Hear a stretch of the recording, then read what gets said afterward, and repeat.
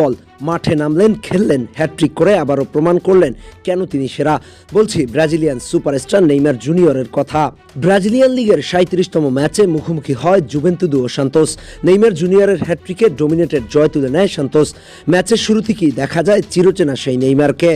First হাফে attack পাল্টা attack করলেও গোলের দেখা পায়নি কোনো দল। সেকেন্ড হাফে শুরুর মাত্র 10 মিনিট পর গুইলহার্মে আগস্টোর অ্যাসিস্টে সান্তোসকে লিড এনে দেন নেইমার। নেইমারের অসাধারণ থ্রু পাসে অপোনেন্ট বক্সে বল পেয়ে যায় আগস্তো। সেখান থেকে পুনরায় নেইমারকে পাস দিলে গোলকিপারকে বোকা বানিয়ে জাল খুঁজে নেন এই সেলেসাও তারকা। প্রথম গোলে 10 মিনিট পর আবারও জোড়া গোল করেন নেইমার। ইগোস ভিনিসিয়াসের অ্যাসিস্ট থেকে অপোনেন্ট বক্সে বল পান নেইমার। টাইট স্পেস আর V3 অ্যাঙ্গেলে বাম পায়ে আবারও গোলকিপারকে বোকা বানাতে সক্ষম হন নেইমার জুনিয়র।